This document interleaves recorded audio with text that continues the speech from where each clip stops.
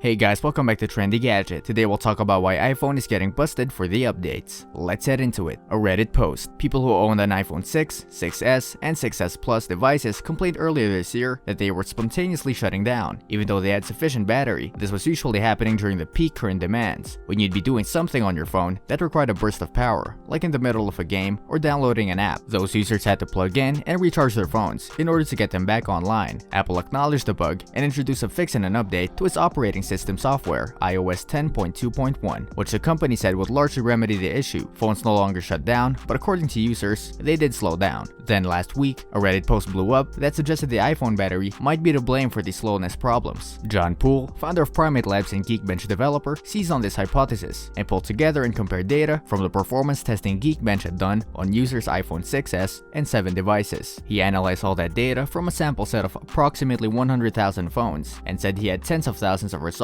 across different versions of iOS. Specifically, he looked at iOS 10.2.0, the version before Apple fixed the shutdown bug, and iOS 10.2.1, which was released after the fix. He also looked at the later version, including 11.2.0, which is a more recent software update. His analysis revealed that processors did slow down after the update meant to fix the shutdown problem, that the problem was widespread, and that, as he put it, it was likely to get worse as phones and their batteries continue to age. Poole and others speculated that the link between old batteries and slower performance had to do with the initial iPhone 6 glitch, and Apple, in fixing that, slowed down the system to avoid overloading the batteries. He also noted that iPhone 6s users who replaced their batteries had faster phones. And although the iPhone 7 never had those spontaneous shutdown issues, Poole's result indicated that it did slow down in later updates, a sign that Apple was doing this across its models. Once the phone is shut down, the battery's in a state where the only way to get the phone back online is to plug it into a charger. If you're out with your phone on the go, that's clearly not a great situation to be in, Poole said. So Apple, with this fix, basically limited the processor from overtaxing the battery. But the flip side of that is now, the processor can't run as quickly as it might in a new phone with a new battery. Apple responded, "Our goal is to deliver the best experience for customers, which includes overall performance and prolonging the life of their devices. Lithium-ion batteries become less capable of supplying peak current demands when in cold conditions, have a low battery charge, or as they age over time, which can result in the device unexpectedly shutting down to protect its electronic components." Last year, we released a feature for iPhone 6, iPhone 6s, and iPhone SE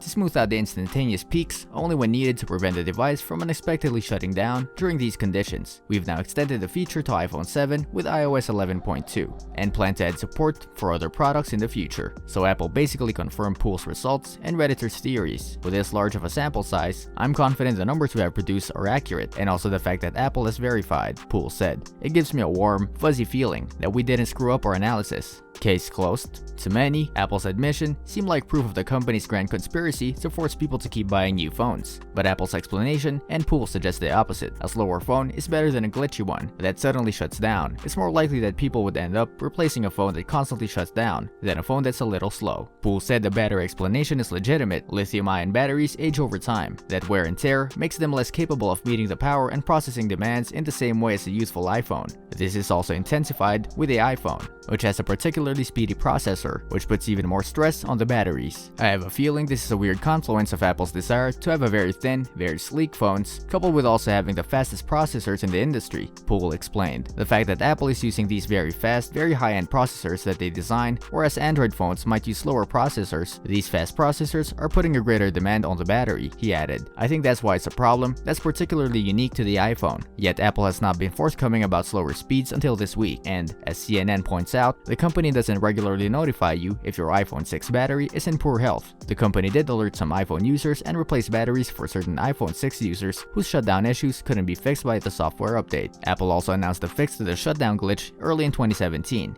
and aging batteries were assumed to be the cause. But it didn't mention anything specifically about slower phone speeds. The shadiness feeds the rumor mill that Apple is subtly trying to nudge you to get the shiny new iPhone. That conspiracy existed long before Poole's analysis. Google searches for slow iPhone spiked around the time a new model comes out. In 2013, Catherine Rampell wrote in New York Times that after the iPhone 5 came out, she noticed that my sad old iPhone 4 was becoming a lot more sluggish. The battery was starting to run down much faster too, but the same thing seemed to be happening to a lot of people who, like me, swear by the Apple products. When I called tech analysts, they said the new operating system, iOS 7, being pushed out to existing users was making older models unbearably slow. Apple phone batteries, which have a finite number of charges in them to begin with, were drained by the new software, so I could pay Apple $79 to replace the battery, or perhaps spend $20 more for an iPhone 5C. It seemed like Apple was sending me a not so subtle message to upgrade. Tech bloggers have generally knocked the idea that Apple is torturing you with a crappy phone to get you to buy a new one, but they do say the newer software upgrades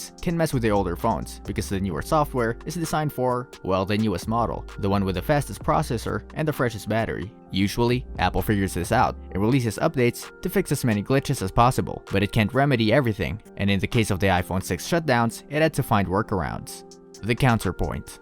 Well, maybe those phones shouldn't be updated with their latest software if they are not fully compatible isn't totally convincing. As Rene Ritchie put it in a 2014 iMore article, phones and tablets that never get updated avoid the potential for slowdown, but they also avoid getting new features, security updates, and the ability to run apps that require those updates. Apple's latest admission probably won't quell the conspiracies or please customers, as a class action lawsuit alleging breach of contract was filed on Thursday in federal court. There's also the fact that Apple doesn't make it easy to change or replace the battery. Apple's battery replacement costs $79. Not cheap, but not the cost of an iPhone X. But Poole said if it were easy to replace, then the iPhone wouldn't be an iPhone. A replaceable battery would have to be thicker, and the phone would have an obvious battery cover. I think it's the trade-off that Apple makes, he said. They want the very thin, very light, very sleek phones, and by making the battery non-replaceable, they're able to accomplish that.